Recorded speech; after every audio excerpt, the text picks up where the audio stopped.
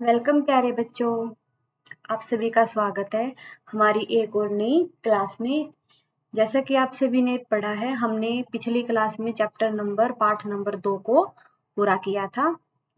इस वीडियो में हम पाठ नंबर 3 को पढ़ेंगे, जो है नादान दोस्त। चलिए बच्चों, पढ़ना शुरू करते हैं। हम इस पाठ को पढ़ेंगे और इसके बारे में समझेंगे कि इसमें हमें क्या बताया गया है। सबसे पहले हमें ये जानना भी जरूरी है कि ये इस पाठ को यानी कि इस कहानी को किसने लिखा है। इस कहानी के लेखक कौन है? इस कहानी के लेखक है मुंशी प्रेमचंद जी। प्रेमचंद जी ने इस पाठ को लिखा है। जैसे कि आपने देखा है नादान दोस्त, नाम से ही हमें पता चल रहा है कि नादान दोस्त कैसे हैं, कि वो दोस्त कैसे है, नादान है, उन्हें उस चीज की समझ नहीं है, उन्होंने जो भी किया वो अपनी नादानी में किया है। हम आगे पाठ को पढ़ते हैं और इसको समझते हैं। केशव के घर कार्निस के ऊपर एक चिड़िया ने अंडे दिए थे। देखिए बेटा, केशव है, उसमें किसी का नाम है, एक बच्चा है। केशव का जो घर है उसका कार्निस। अब कार्निस क्या होता है? जो हमारी छत का आगे का थोड़ा सा निकला हुआ हिस्सा होता है, जो उसे हम क्या बोलते हैं? कार्निस। उसके ऊपर चिड़िया ने अंडे दिए थे। केशव और उसकी बहन है बेटा श्यामा। केशव और उसकी बहन श्यामा दोनों बड़े ध्यान से चिड़िया को वहां आते जाते देखा करते थे। जब भी वो घर से बाहर निकलते, वो क्या करते थे, कभी चिड़िया वहां से आती थी तो कभी चिड़िया वहां जाती थी, तो उस चिड़िया को आते जाते देखते थे। दोनों केशव और श्यामा दोनों सुबह उठते और अपनी आंखें मलते कार्निस के सामने पहुंच जाते। और वो क्या करते, जहाँ पे चिड़िया के अंडे थे उसके सामने पहुंच जाते। चिड़ा और चिड़िया दोनों को वहां बैठा हुआ देखते कि यहाँ पे चिड़िया भी बैठी हुई है और चिड़ा भी बैठा हुआ है। उनको देखने में दोनों बच्चों को न मालूम क्या मजा आता था। अब चिड़ा और चिड़िया उनके अंडों को देखने में हमें नहीं पता कि उन बच्चों को क्या मजा आता था, वो क्यों उनको देखते थे। दूध और जलेबी की सूध भी नहीं रहती थी। अब उनकी माँ उन्हें सुबह दूध और जलेबी का नाश्ता देती थी, उन्हें उनकी भी कोई सूध नहीं थी। उनका नाश्ता करने का भी मन नहीं करता था। वो सुबह उठते और चिड़िया के अंडों को देखने के लिए आ जाते थे। दोनों के दिल में तरह तरह के सवाल उठते थे। केशव और श्यामा दोनों के दिल में ना बहुत सवाल उठते थे। वो सवाल क्या है? अंडे कितने बड़े होंगे, कि अंडे कितने बड़े हो सकते हैं, वो किस रंग के हो सकते हैं, कितने हो सकते हैं, और वो क्या खाते होंगे। अब उन्हें तो ये नहीं पता ना, अंडे थोड़ी खाएंगे, लेकिन वो बच्चे हैं, तभी तो हमारे पाठ का क्या नाम है? नादान दोस्त, क्योंकि वो कैसे हैं? नादान है। उनमें से बच्चे किस तरह निकल के आएंगे, क्या कि जब अंडे फूटेंगे तो उनमें से बच्चे कैसे निकलेंगे, और तब वो बच्चे निकलेंगे तो वो बच्चे कैसे होंगे, और वो घोंसला कैसा होगा। लेकिन इन बातों का जवाब उन्हें देने वाला कोई नहीं था। इन बातों के बारे में उन्हें कोई भी कुछ नहीं बताता था। न अम्मा को घर के कामों में फुर्सत थी और न बाबूजी को पढ़ने लिखने से। अब उसकी माँ तो घर के कामों में लगी रहती थी और पिताजी अपने काम में लगे रहते थे। उन्हें इस बात को समझाने वाला कोई भी नहीं था। दोनों बच्चे आपस में ही सवाल करते थे और एक दूसरे को जवाब देके एक दूसरे के दिल को तसल्ली दे देते थे, एक दूसरे के दिल को समझा लेते थे। ओके बच्चों, चलिए आगे फिर पढ़ते हैं। श्यामा कहती है, श्यामा अपने भाई केशव को कहती है, क्यों भाई, बच्चे निकलकर फुर्र से उड़ जाएंगे? वो अपने भाई से पूछती है, क्या बच्चे तब अंडे से बाहर निकलेंगे तो वह क्या बाहर निकलते ही उड़ जाएंगे, या फिर हमारी तरह पहले बड़े होंगे, फिर चलना सीखेंगे, फिर चलेंगे? केशव विद्वान जैसे गर्व से कहता है, लेकिन जैसे केशव से प्रश्न पूछा गया तो वो तो अपने आप को बड़ा समझने लगा। वो समझता कि मैं बहुत विद्वान हूँ, मुझे सब चीजों का पता है। और वो गर्व से कहता, नहीं रे पगली, नहीं पगली, नहीं बहन, पहले पर निकलेंगे, बगैर परों के बेचारे कैसे उड़ेंगे? जैसे पहले पक्षी तो बेटा पंख की सहायता से उड़ते हैं, पहले उनके पंख निकलेंगे और तभी तो वो उड़ पाएंगे, थोड़े से बड़े होके तब वो उड़ेंगे। श्यामा बच्चों को क्या खिलाएगी बेचारी? फिर श्यामा कहती है, जब उनकी माँ जो चिड़िया है वो अपने बच्चों को क्या खिलाएगी? केशव इस पेचीदा सवाल का जवाब कुछ न दे सका, लेकिन केशव के लिए यह सवाल क्या हो गया था? बहुत पेचीदा हो गया था, मुश्किल हो गया था। उसके पास इस सवाल का कोई भी जवाब नहीं था। उसे ये नहीं समझ में आ रहा था कि वो उसका क्या जवाब दे। इस तरह 3-4 दिन गुजर गए। ऐसे ही करते करते वो सुबह उठते, कार्निस के पास आते, अंडों को देखते और उनके बारे में तरह तरह की बातें करते, सवाल करते और एक दूसरे से ही जवाब लेते। ऐसे करते करते उनके 3-4 दिन गुजर गए। दोनों बच्चों की जिज्ञासा दिन दिन बढ़ती चली गई, यानी कि दोनों बच्चों के मन में क्वेश्चन, उत्साह क्या होता गया, दिन पर दिन बढ़ता चला गया। अंडों को देखने के लिए वे अधीर हो उठते थे, यानी कि अंडों को देखने के लिए वे एकदम बहुत ही उत्सुकता के साथ क्या करते थे, उठ जाते थे, अपने आप जल्दी से उठ जाते थे। उन्होंने अनुमान लगाया कि अब जरूर बच्चे निकल आए होंगे। वो अनुमान लगाया कि यानी कि सोचते रहे, अपना आइडिया लगाया, अपना नतीजा लगाया कि वो बच्चे तो अंडे में से जरूर निकल गए होंगे। बच्चों के चारे का सवाल अब उनके सामने आ खड़ा हुआ, यानी कि बच्चों के खाने पीने का सवाल अब उनके सामने हो गया कि जैसे बच्चे तो निकल गए होंगे। अब वो निकलने के बाद जैसे कि हमारे यहाँ तो क्या होता है, छोटा बच्चा कोई भी बेटा पैदा होता है वो सिर्फ 6 महीने तक दूध ही पीता है। लेकिन अब चिड़िया के बारे में वो सोच रहे थे कि जैसे चिड़िया के जो बच्चे निकलेंगे उन वो भी क्या खाएंगे।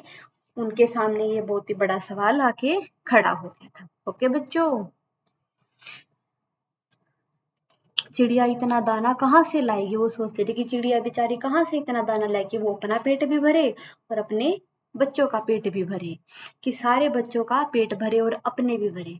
गरीब बच्चे भूख के मारे चू चू करके मर जाएंगे, लेकिन अगर उन्हें कुछ खाने को नहीं मिलेगा, अगर उन्हें कुछ खाना नहीं मिलेगा तो वो तो भूख के मारे चू चू करके ऐसे ही मर जाएंगे।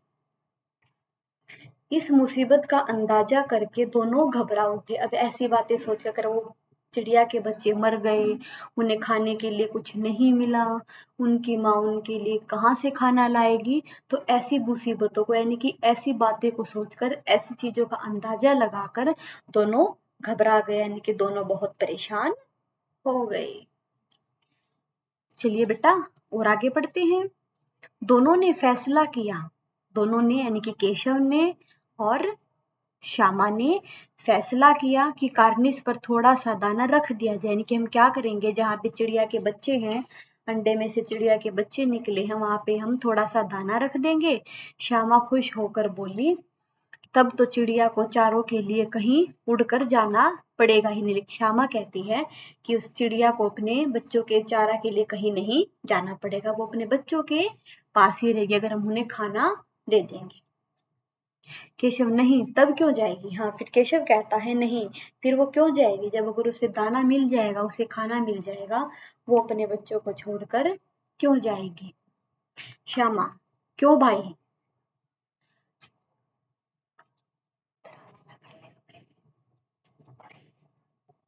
बच्चों को धूप न लगती होगी। श्यामा कहती है फिर, अरे भाई अब हमने खाने पीने की का तो हमने उनका इंतजाम कर दिया, अब क्या उनको धूप नहीं लगती होगी। धूप लगेगी तो बच्चे तो अगर धूप में रहेंगे वो तो परेशान हो जाएंगे। केशव का ध्यान इस तकलीफ की तरफ, तो केशव के मन में तो ये बात आई ही नहीं थी कि अंडों को धूप भी लगती होगी, उनको गर्मी भी लगती होगी।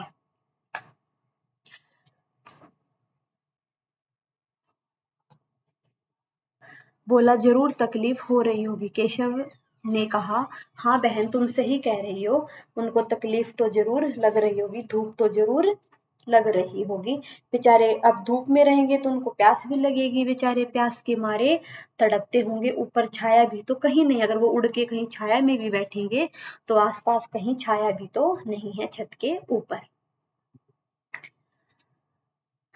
आखिर उसके बाद यही फैसला हुआ कि घोंसले के ऊपर कपड़े की छत बना देंगे, यानी कि हम क्या करेंगे, घोंसले के ऊपर कोई कपड़ा लेके उसकी छत बना देंगे, जिससे क्या होगा, चिड़िया के बच्चों को धूप भी नहीं लगेगी और वो परेशान भी नहीं होंगे।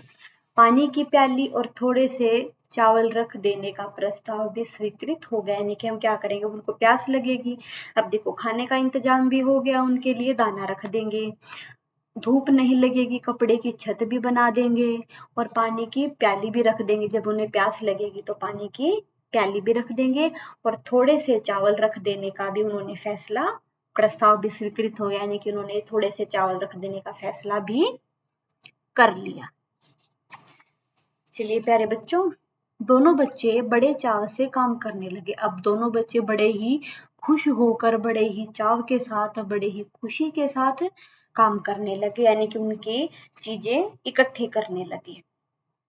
श्यामा माँ की आंख बचाकर, यानी कि श्यामा अपनी माँ की आंखों से बचाकर, उसकी माँ को ना दिखे, मटके से चावल निकाले ताकि माँ को पता ना लगे। वो मटके से थोड़े से चावल ले आई। केशव ने पत्थर की प्याली का तेल चुपके से जमीन पर गिरा दिया। केशव ने जो पत्थर की प्याली में तेल रखा था वो तो जमीन पर गिरा दिया और उसको साफ करके उसमें पानी भर दिया।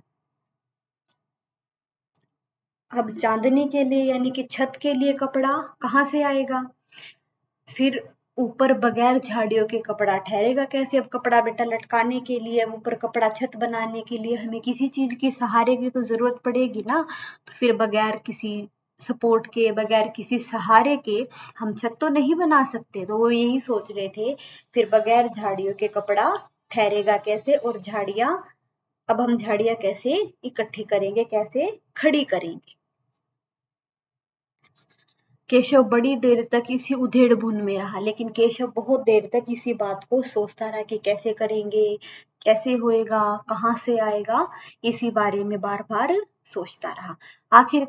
आखिर में बाद में उसने यह मुश्किल भी हल कर ली, यानी कि इस बात का भी हल निकाल लिया कि वो कैसे छत बनाएंगे। श्यामा ने बोला, जाकर कूड़ा फेंकने वाली टोकर लाओ।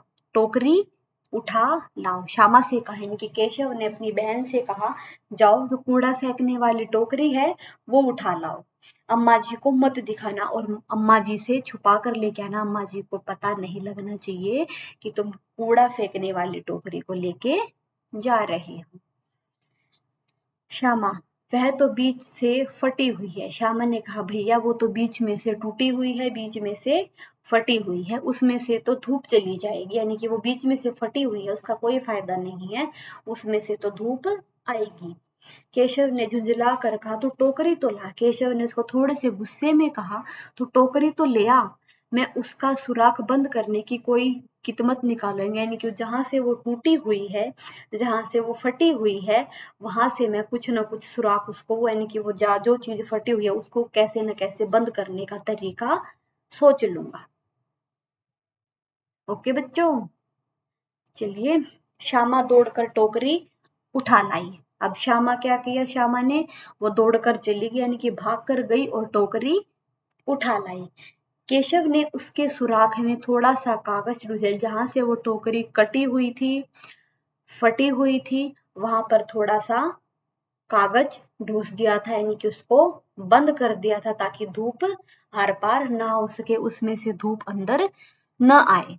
तब टोकरी को एक टहनी से टिकार कर बोला, देख ऐसे ही घोंसले पर उसकी आड़ कर दूंगा, तब कैसे धूप जाएगी, यानी कि टोकरी को किसी टहनी पर रख दिया, यानी कि टहनियों के बीच में उसको अटका दिया, रख दिया। फिर उसने अपनी बहन की श्यामा को कहा, देख ऐसे ही घोंसले पर, यानी कि ऐसी जगह पर इसको रख दूंगा जहां से घोंसले के ऊपर धूप आती है, फिर ऐसी जगह पे रख दूंगा कि घोंसले के ऊपर धूप आएगी नहीं, उसकी आड़ कर दूंगा, उसका सपोर्ट बना दूंगा। श्यामा ने दिल में सोचा, भाई कितने चालाक है। और श्यामा ने अपने दिल में क्या सोचा कि भाई कितने चालाक है, भाई को कितनी समझ है। देखिए बेटा, अब हमने इसका एक पार्ट तो कर लिया है, अब हम इसको दोबारा रिवाइज करते हैं एक बार फिर से, ताकि बच्चों को अच्छे से समझ में आ जाए। केशव के घर कार्निस के ऊपर एक चिड़िया ने अंडे दिए थे। बेटा केशव है, इसमें एक लड़के का नाम है, उसके घर कार्निस के ऊपर, कार्निस क्या होता है? जो हमारी छत होती है, छत का जो थोड़ा सा हिस्सा आगे की तरफ निकला हुआ होता है उसको हम क्या बोलते हैं? कार्निस बोलते हैं। कार्निस के ऊपर एक चिड़िया ने अंडे दिए थे। केशव और उसकी बहन श्यामा दोनों बड़े ध्यान से चिड़िया को वहां आते जाते देखा करते हैं। केशव और जो उसकी बहन है, चिड़िया वहां कभी आती थी, कभी वहां से उड़ जाती थी। वो क्या करते थे? उस चिड़िया आते जाते को बहुत ध्यान से देखते थे कि चिड़िया अब गई है और अब आई है। सवेरे दोनों आंखें मलते कार्निस के सामने पहुंच जाते। सवेरे सवेरे दोनों उठते, ना उन्हें खाने की सूध थी, ना उन्हें नहाने की सूध थी, वो सीधा उठते और अपनी आंखें मलते हुए, अपनी आंखें मसलते हुए कार्निस के सामने पहुंच जाते। और चिड़ा और चिड़िया को दोनों वहां बैठा हुआ देखते थे। यहाँ पे चिड़िया भी बैठी हुई है और चिड़ा भी बैठा हुआ है। उनको देखने में दोनों बच्चों को ना मालूम क्या मजा आता। उन चिड़ा और चिड़िया को देखने में दोनों बच्चे, वही बच्चे जाने कि उन्हें क्या मजा आता था उनको देखने में। दूध और जलेबी की भी सुध नहीं रहती थी, और उन्हें दूध और जलेबी की भी सुध नहीं रहती थी कि हमें नाश्ता भी करना है। अब दोनों के दिल में तरह तरह के सवाल उठते थे। अब उन चिड़ा और उनके अंडों को देखकर अब उनके मन में बहुत सवाल उठते थे कि ऐसे होगा, कैसे होगा, कब होगा। चलिए हम उन सवालों को जानते हैं, उन्हें क्या क्या सवाल उनके मन में उठते होंगे। अंडे कितने बड़े होंगे? अब वो सोचते कि अंडे कितने बड़े होंगे, किस रंग के होंगे, कितने होंगे, और वो अंडे क्या खाते होंगे, उनमें से बच्चे कैसे निकलेंगे, अगर बच्चे निकलेंगे तो वो कैसे निकलेंगे, कितने निकलेंगे, घोंसला उनका कैसा है। इन सब ऐसी ऐसी बातें उन सभी के मन में उठती थी, और इन सभी सवालों का जवाब देने वाला उनके पास कोई नहीं था, क्योंकि जो उनकी अम्मा थी, जो उनकी माँ थी, वो तो घर के कामों में लगी रहती थी, और बाबूजी पढ़ने लिखने में और अपने कामों में लगे रहते थे। दोनों बच्चे आपस में ही सवाल जवाब करके अपने दिल को तसल्ली दे लिया करते थे। दोनों बच्चे क्या करते थे? आपस में ही सवाल जवाब करते और एक दूसरे को ही उत्तर दे लिया करते थे और अपने दिल को समझा लेते थे। श्यामा कहती, क्यों भाई, बच्चे निकल कर फुर से उड़ जाएंगे? श्यामा कहती, क्यों भैया, जब बच्चे जैसे ही अंडे में से निकलेंगे वो तभी उड़ जाएंगे। तो केशव अपने आप पे गर्व महसूस करता हुआ, अपने आप को समझदार समझता हुआ कहता है, नहीं रे पगली, नहीं पागल, पहले तो उनके पर निकलेंगे, यानी कि पहले उनके पंख निकलेंगे, बिना पंखों के वो कैसे उड़ेंगे। श्यामा, बच्चों को क्या खिलाएगी? श्यामा कहती है कि चिड़िया अपने बच्चों को क्या खिलाएगी, वो इतना सारा दाना, इतना सारा खाना उनके लिए कहाँ से लाएगी। केशव का इस पेचीदा सवाल, केशव के पास इतने इस सवाल का कोई भी जवाब नहीं था। 3-4 दिन गुजर गए, ऐसे ही उनके 3-4 दिन गुजर गए। दोनों बच्चों की जिज्ञासा दिन दिन बढ़ती जाती थी, यानी कि दोनों बच्चों के मन में सवाल ज्यादा बढ़ते जाते थे, इच्छा ज्यादा बढ़ती जाती थी। अंडों को देखने के लिए वे अधीर हो उठते थे, यानी कि अंडों को देखने के लिए वे जल्दी उठ जाते थे और अनुमान लगाते थे, अपना अंदाजा लगाते थे कि अब जरूर बच्चे निकल आए होंगे, कि अब अंडों में से बच्चे तो निकल ही आए होंगे। बच्चों के चारे का सवाल अब उनके सामने आ खड़ा हुआ। अब उन्होंने क्या सोचा, अगर अंडे में से बच्चे निकल गए होंगे तो वो क्या खाएंगे। चिड़िया बेचारी इतना दाना कहाँ से लाएगी, वो कहते चिड़िया इतना दाना कहाँ से लाएगी कि वो अपना भी पेट भरे और अपने बच्चों का भी पेट भरे। ऐसे तो बेचारे बच्चे भूख के मारे मर ही जाएंगे, अगर उन्हें कुछ खाने को नहीं मिलेगा तो वो भूखे मर जाएंगे। इस मुसीबत का अंदाजा करके दोनों घबरा उठे, यानी कि इस मुसीबत के बारे में सोचकर दोनों घबरा गए। चिड़िया के बच्चे मर गए तो चिड़िया क्या करेगी। दोनों ने फैसला किया, यानी कि दोनों ने क्या फैसला किया कि कार्निस पर, यानी कि जहाँ पे चिड़िया के बच्चे अंडे रखे हुए थे वहां पर थोड़ा सा दाना रख देंगे, जिससे वो क्या होगा, अपना खाना खा लेंगे। श्यामा खुश होकर बोली, तब तो चिड़िया को चारे के लिए कहीं उड़ कर न जाना पड़ेगा ना। लेकिन श्यामा खुश होकर कहती है, फिर तो चिड़िया को अपने बच्चों को छोड़कर कहीं भी नहीं जाना पड़ेगा, वो अपने बच्चों के पास ही रहेगी। केशव कहता, नहीं, फिर तो वो कहीं भी नहीं जाएगी। श्यामा, क्यों भाई, बच्चों को धूप नहीं लगती होगी, यानी कि जो चिड़िया के बच्चे उनको धूप भी तो लगती होगी। केशव का ध्यान इस बात की तरफ तो गया ही नहीं था। बोला, जरूर तकलीफ हो रही होगी, बेचारे प्यास के मारे तड़पते होंगे, यानी कि बेचारों को प्यास भी लगती होगी, धूप में रहेंगे तो प्यास भी लगेगी, और ऊपर तो कहीं छाया भी नहीं है। आखिर यही फैसला हुआ कि घोंसले के ऊपर कपड़े की छत बना देंगे। यानी उन्होंने क्या फैसला किया कि घोंसले के ऊपर हम क्या करेंगे, किसी कपड़े के, यानी कि कपड़े को लगाकर एक छत बना देंगे, जिससे क्या होगा, धूप नहीं आएगी, और पानी की प्याली रख देंगे और थोड़े से चावल रख देंगे। उन्होंने यह फैसला कर लिया।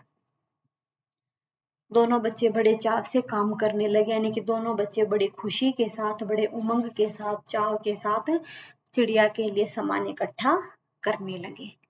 श्यामा माँ की आंख बचाकर मटके से चावल निकाल लाई। अब श्यामा ने क्या किया, उसकी माँ को ना दिखाई दे, माँ की आंखों से बचाकर मटके से थोड़े से चावल निकाल लाई। और केशव ने जो पत्थर की प्याली में तेल था वो तेल जमीन पर गिराकर उस प्याली को साफ करके उसमें पानी भर दिया। अब चांदनी के लिए कपड़ा, अब छत बनाने के लिए कपड़ा कहाँ से आएगा, फिर बगैर ऊपर झाड़ियों के कपड़ा ठहरेगा कैसे। अब उन्होंने क्या सोचा, अगर हम छत भी बनाएंगे तो बिना किसी सहारे के तो छत भी नहीं बनेगी, हमें कोई पेड़ होगा या फिर कोई टहनी में अटका के तभी तो हम छत बना पाएंगे, बगैर झाड़ियों के तो कपड़ा भी नहीं रुकेगा। तो ये ऐसे ऐसे सवाल उनके मन में आ रहे थे।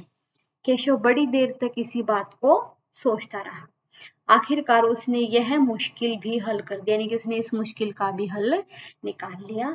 श्यामा ने बोला, जाकर कूड़ा फेंक। श्यामा से कहता है कि जाओ कूड़ा फेंकने वाली टोकरी उठा लाओ और अम्मा जी को मत बताना, अम्मा जी से छुपा कर लाना। श्यामा, वह तो बीच से फटी हुई है, उसमें से धूप जाएगी। केशव ने झुंझला कर कहा, गुस्से में कहा, तो टोकरी तो ला, मैं उसका भी कोई ना कोई रास्ता निकाल लूंगा, उसका सुराख है जहां से वो टूटी हुई है फटी हुई है उसको भी बंद कर दूंगा।